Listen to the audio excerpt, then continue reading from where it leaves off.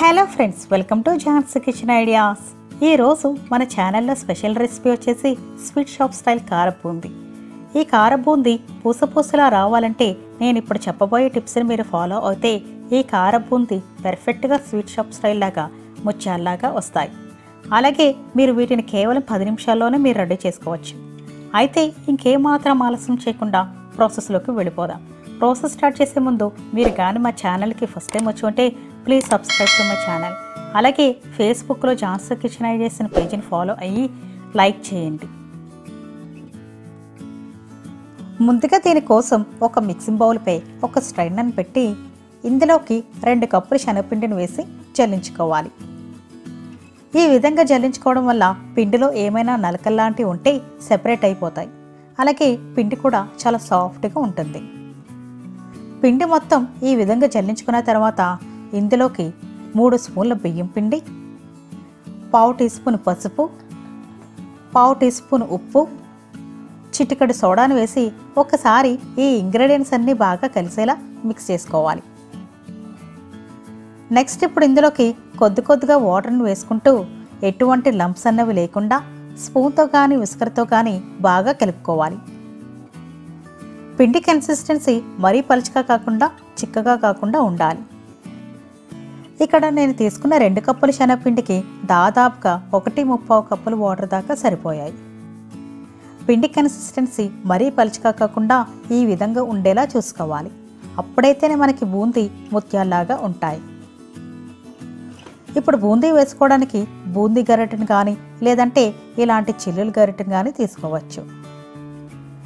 ఇప్పుడు స్టవ్ మీద మందంగా వెడల్పుగా ఉన్న ఒక కడాయిని కానీ ప్యాన్ కానీ పెట్టుకుని డీప్ ఫ్రైకి సరిపడా ఆయిల్ వేసి ఆయిల్ని బాగా హీట్ అవనివ్వాలి. ఆయిల్ బాగా హీట్ అయిందో లేదో అని ఒక్కసారి చెక్ చేసుకోవాలి. ఇలా కొద్దిగా పిండిని వేయంగానే ఇలా పొంగి వెంటనే పైకి తేలాలి. ఇప్పుడు బూందీ గరిటె పైన కొంచెం పిండిని వేసుకుని ఇలాగా దోశలాగా స్ప్రెడ్ చేసుకోవాలి. ఇలా పిండిని వేయంగానే బూందీ చాలా ఫాస్ట్గా పైకి వచ్చేయాలి. ఇలాగా కడాయికి సరిపడినంత మాత్రమే వేసుకోవాలి, లేకపోతే బూందీ ఒకదానికొకటి అతుక్కుపోతాయి. ఈ బూందీని బాగా హీట్ అయిన ఆయిల్లో మాత్రమే వేసుకోవాలి. అప్పుడైతేనే మనకి బూందీ పూసలాగా వస్తుంది. ఒకవేళ హీట్ సరిగ్గా లేకపోతే బూందీ తప్పడుగా అయిపోతాయని గుర్తుంచుకోవాలి. ఇలాగా కడాయికి సరిపడినంత బూందీని వేసిన వెంటనే స్టవ్ని మీడియంలో పెట్టి గరిటెతో ఇలా తిప్పుతూ ఫ్రై చేసుకోవాలి. అప్పుడు బూందీ అన్ని వైపులా ఫ్రై అవుతాయి.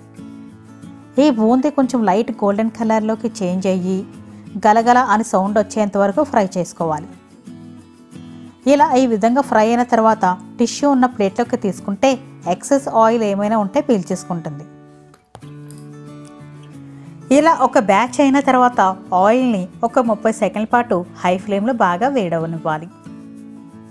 అలాగే బూందీ గరిటె కింద ఈ విధంగా తడి చేతులతో క్లీన్ చేసుకుంటే గరిటె కింద క్లీన్ అయ్యి మళ్ళీ బూందీని వేసుకునేటప్పుడు ముత్యాల్లాగా వస్తాయి. సేమ్ ముందు వేసుకున్నట్టుగానే హై ఫ్లేమ్లో బూందీని వేసుకుని తర్వాత మీడియం ఫ్లేమ్లో ఫ్రై చేసుకుంటే బూందీ మాడిపోకుండా పర్ఫెక్ట్గా ఫ్రై అవుతాయి.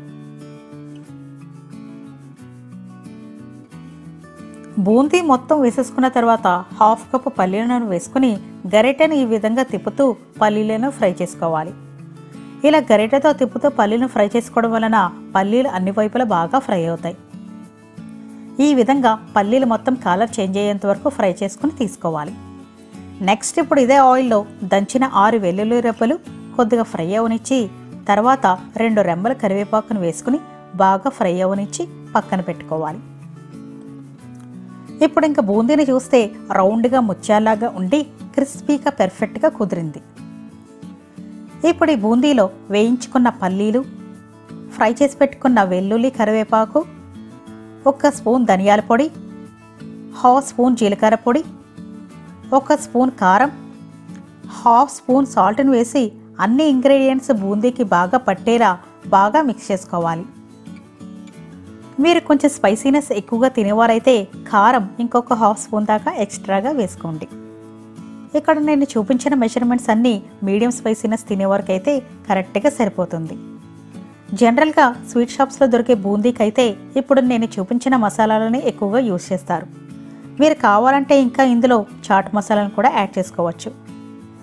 వీటిని ఒక ఎయిటెడ్ కంటైనర్లో స్టోర్ చేసుకుంటే 20 రోజుల వరకు నిల్వ ఉంటాయి. సో ఇలా ఎప్పుడు కావాలంటే అప్పుడు ఇంట్లోనే స్వీట్ షాప్ స్టైల్లో బూందీని ఈజీగా హైజీనిక్గా ప్రిపేర్ చేసుకొని ఈవినింగ్ టీ టైప్ స్నాక్స్లో కానీ లేదంటే కర్డ్ రైస్లో కానీ సాంబార్ రైస్లో కానీ తింటే టేస్ట్ చాలా చాలా బాగుంటుంది.